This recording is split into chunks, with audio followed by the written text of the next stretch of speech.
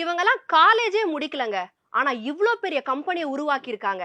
அப்படிப்பட்ட ஒரு 5 நபர்கள பத்தி தான் இந்த வீடியோல பார்க்க போறோம். வாங்க வீடியோக்குள்ள போலாம். இந்த வீடியோல நம்ம எத பத்தி பார்க்க போறோம்னு பார்த்தீங்கன்னா, 5 ஃபேமஸ் செலிபிரிட்டீஸாக இருக்கட்டும், மிகப்பெரிய பிரபலங்களாக தான் இருக்காங்க. அவங்கலாம் காலேஜ் டிகிரியே முடிக்கலங்க. ஸ்கூல் கூட சில பேர் டிராப் அவுட் ஆக இருக்காங்க. ஆனா இவ்ளோ பெரிய கம்பெனியா பல பில்லியனர்ஸ் டர்ன் ஓவர் வாங்கக்கூடிய கம்பெனில சிஇஓவாக இருக்காங்க, ஃபவுண்டராக இருக்காங்க. அவ்ளோ பெரிய கம்பெனிய உருவாக்கி இருக்காங்க. அப்படிப்பட்ட ஒரு 5 பேர தான் நம்ம பார்க்க போறோம். ஃபர்ஸ்ட் எந்த நபர பத்தி பார்க்க போறோம்னு பார்த்தீங்கன்னா, பில் கேட்ஸ். பில் கேட்ஸ் பொறுத்தவரையில one of the creators of Microsoft இருக்காரு. ஓகே. பில் கேட்ஸ் பொறுத்தவரையில one of the creators of Microsoft இருக்காங்க.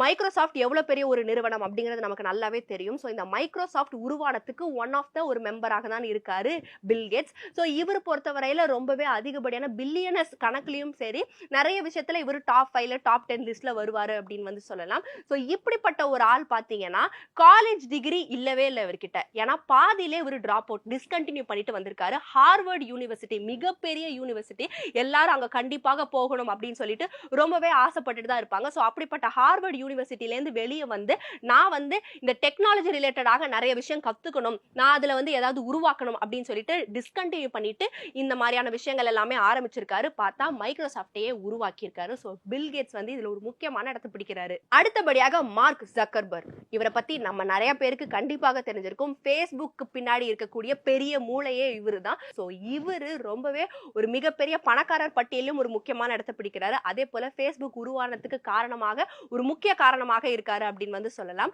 சோ மார்க் இவரை பொறுத்தவரையில இவருமே ஹார்வர்ட டிஸ்கண்டினியூ பண்ணிட்டு வந்த ஒரு நபராக தான் இருக்காரு. சோசியல் மீடியா பிளாட்ஃபார்ம்ஸை இணைக்கும் வகையில நம்ம ஏதாவது ஒரு புதுசா ஒரு விஷயம் பண்ணலாம், லட்சக்கணக்கான மக்களை இணைக்கும் வகையில ஒரு சோசியல் மீடியா பிளாட்ஃபார்மை உருவாக்கலாம் அப்படின்னு சொல்லிட்டு அவரோட படிப்பை வந்து டிஸ்கண்டினியூ பண்ணிட்டு இதுதான் என் இன்ட்ரெஸ்ட் அப்படின்னு சொல்லிட்டு அவரோட லட்சியத்தை தேடி அவர் போயிருக்காரு. பாத்தீங்கன்னா இப்போ மிகப்பெரிய ஃபேஸ்புக்கு பின்னாடி இருக்கக்கூடிய ஒரு முக்கியமான நபராக இருக்காரு அப்படின்னு வந்து சொல்லலாம். சோ இவருமே இந்த பட்டியல ஒரு முக்கியமான இடத்தை பிடிக்கிறாரு. அடுத்தபடியாக ஸ்டீவ் ஜாப்ஸ். ஸ்டீவ் ஜாப்ஸுமா என்னங்க சொல்றீங்க, அவர் ஆப்பிளோட கோ ஃபவுண்டர் ஆச்சே அப்படின்னு நீங்க கேட்டீங்கன்னா, ஆமாங்க, ரீட் காலேஜ்ல இவர் படிச்சிருக்காரு. அங்க இருந்து டிஸ்கண்டினியூ பண்ணிட்டு என்னோட லட்சியமே வேற, இந்த மாதிரியான பர்சனல் கம்ப்யூட்டர்ஸ் பிசி எல்லாமே மாத்தி நான் ஒரு வித்தியாசமான ஒரு விஷயத்தை வந்து உருவாக்க போறேன், அதிலே வந்து இனோவேஷன் கொண்டு வர போறேன், அதே போல நிறைய மொபைல் போன்ஸ் கைபேசிகளையும் நிறைய விஷயத்த நான் அதுல மாத்தி கொடுக்க போறேன் அப்படின்னு சொல்லிட்டு அந்த படிப்பை வந்து ரீட் காலேஜ்ல அவர் மேற்கொண்ட படிப்பை பாதியிலே விட்டுட்டு வந்திருக்காரு அப்படின்னு வந்து சொல்லலாம். இப்போ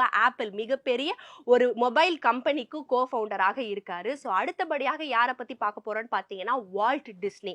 வால்ட் டிஸ்னி பொறுத்தவரையில இவர் தான் மிக்கி மவுஸ்க்கு பின்னாடி இருக்கக்கூடிய மிகப்பெரிய மூளையாக இருக்காரு. சோ இவர் என்ன பண்ணாருங்க, இவர் படிப்பு விஷயத்துல எதை டிஸ்கண்டினியூ பண்ணாரு அப்படின்னு நீங்க கேட்டீங்கன்னா, அவர் ஸ்கூலோட நிறுத்திக்கிட்டாராம், காலேஜே போலையாம். சோ காலேஜ் போகாமலே அனிமேஷன் நான் படிக்க போறேன் அப்படின்னு சொல்லிட்டு அனிமேஷனை மேற்கொண்டு அந்த படிப்பை மேற்கொண்டு இவர் கண்டினியூ பண்ணிருக்காரு. இப்ப பாத்தீங்கன்னா வால்ட் டிஸ்னி எவ்வளவு பெரிய ஒரு கம்பெனியாக இருக்கு, நிறைய கார்ட்டூன்ஸ் குழந்தைகளுக்கு பிடித்த ஒரு முக்கியமான ஒரு விஷயமாக இருக்கு அப்படின்னு வந்து சொல்லலாம். சோ அப்படிப்பட்ட ஒரு விஷயத்துக்கு பின்னாடி இருக்கக்கூடிய மிகப்பெரிய நபர் வந்து காலேஜே படிக்கல, வெறும் ஸ்கூலோட நிறுத்திக்கிட்டாரு. கடைசியாக யாரை பத்தி பார்க்க போறோம்னு பாத்தீங்கன்னா ஹென்ரி ஃபோர்ட். பேர்லயே இருக்கு, ஃபோர்ட் மோட்டார்ஸ் கம்பெனியோட ஃபவுண்டராக இருக்காரு.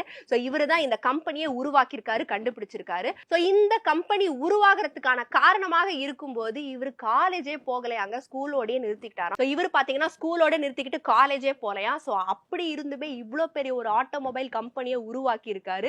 மிகப்பெரிய ஒரு கம்பெனியாக இருக்கக்கூடிய இந்த ஃபோர்ட் கம்பெனியை உருவாக்குனவரே இவர் தான். ஆனா இவர் காலேஜே போகல. சோ இந்த வீடியோல நம்ம எதை பத்தி பார்த்தோம்னு பாத்தீங்கன்னா, காலேஜ் டிகிரியே இல்லங்க இவங்க கிட்ட, ஆனா இவ்ளோ பெரிய கம்பெனியோட சிஇஓ ஆக ஃபவுண்டராக இவங்க இருக்காங்க. அப்படிப்பட்ட ஒரு 5 நபர்களை தான் பார்த்தோம். இது போல நிறைய நபர்கள் உலக அளவுல இருக்கதான் செய்யறாங்க. பிரபலங்கள், லட்சாதிபதிகளாக இருக்கட்டும், கோடீஸ்வரர்கள் எல்லாமே இருக்கதான் செய்யறாங்க. இந்த பட்டியல்ல பார்த்தா எல்லாருமே கோடீஸ்வரர்கள் தான், அதாவது பில்லியனர்ஸ் தான். சோ அப்படிப்பட்ட ஒரு 5 நபர்களை பார்த்தோம். இதை பத்தி உங்கள் கருத்தை கண்டிப்பாக கமெண்ட் செக்ஷன்ல சொல்லுங்க. நான் உங்களை அடுத்த வீடியோல சந்திக்கிறேன். பை.